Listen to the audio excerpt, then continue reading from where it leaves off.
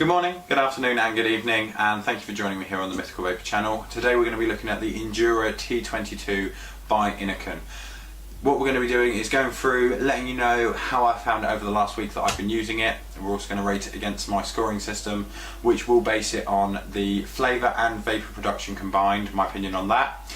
Also will include how well it works for mouth to lung, how well it works for a direct lung hit, and also the costs. So those are the four bases that we're going to go through, and then at the end I'll sum it all up by saying, would I buy it? If someone came along and stole this from my pocket, would I go out and seek another one of these devices?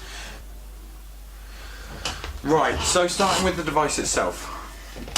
The device itself is nicely sized. It's fits into the palm of my hand nicely, as you can see. Not too cumbersome, takes up less room than a pack of fags and a lighter, which is good. If you're smoking, you don't want those things in your pocket. Switch to vaping, this takes up a lot less space and is a lot longer, cheaper and healthier. So, the device itself does produce 14 watts. It is non-variable, so you can't change that unfortunately, but it does provide what you need to get the vape from the prism tank that comes attached.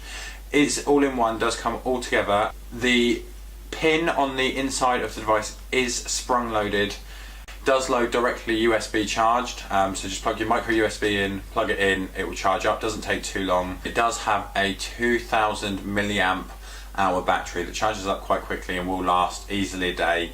I think this lasted about a day and a half before I started noticing the drop in voltage.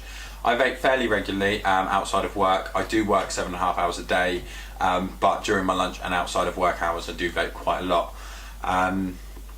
So I would say power wise you do get enough to get you going, and if you charged it every night or in the morning before you went out and enjoyed your day, this would last you throughout the day.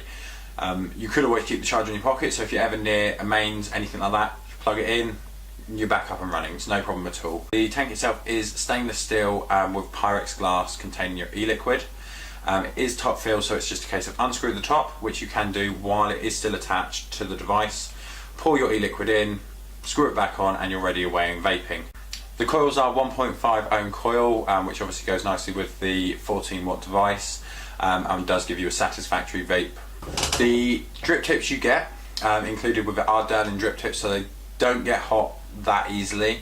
If you hold your mouth on the very edge of the drip tip, you will get the heat, but that's more from the vapor coming through rather than the actual drip tip itself heating up. The coil itself, where it is 1.5 ohm, it also has traditional organic cotton, they say. It doesn't tend to change the flavour that much. You do get a straight flavour of what you're looking for.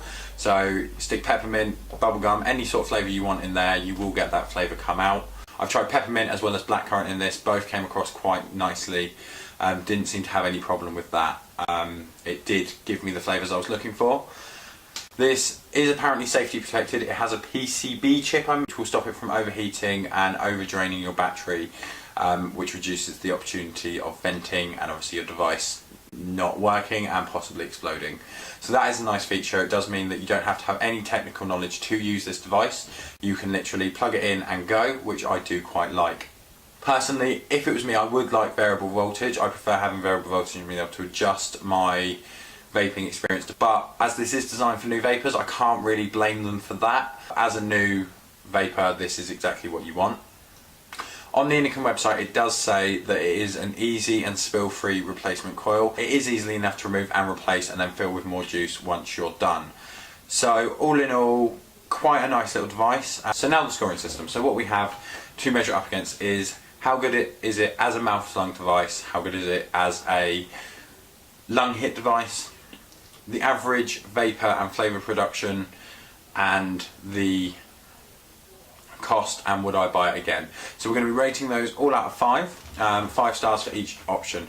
So first of all, as a mouth to lung device, in general I would give it a 4. You do get a nice amount of vapour production and flavour from this. So as a mouth to lung, I would say this is quite good. I would give it a 4 out of 5 stars. I have had slightly better devices, but not very many, and I haven't had any leaking issues with it. So for mouth to lung, not too bad. And I also haven't had any dry hits so far. Now on to option 2, which is as a lung hit. In theory, with any device, you can do a lung hit as long as there is an air hole. However, with this, the air hole is such restricted that it is very, very, very hard, and you do feel the strain on your lungs, so I would not recommend this for lung hits at all. That's not what it was designed for, so I'm not going to blame them for anything like that. They did design it as a mouth to lung, but I have to score it against the lung hits, and this one would get 0, possibly half a star for lung hits. Vapor production and everything like that, with a mouth to lung hit, you do get enough vapor production to be satisfied with what you're blowing out, and the flavour, as I've said before, is quite nice. It is a little bit muted, but it is enough to get you going and enjoy. It is an enjoyable vape. I can't say that I haven't enjoyed vaping this. It is quite nice. For vaping experience, I'd give it a 3 or a 4, probably a 4. For vaping experience, it is quite nice. And the last one is, if this was to be taken from my pocket while I was walking down the street, would I go out and seek this again? For a 1.5 year old device that only cost around £20, I would definitely go and get this again. It would keep me going. If all my vape stuff got stolen from my house, I would quite happily go and buy another one of these to tide me over until I can get some more equipment. Thank you for joining me. Stay tuned, we're going to do the code reveal at the end as we do with every video, so that will appear shortly.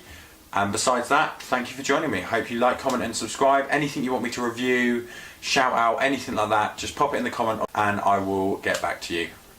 Many thanks.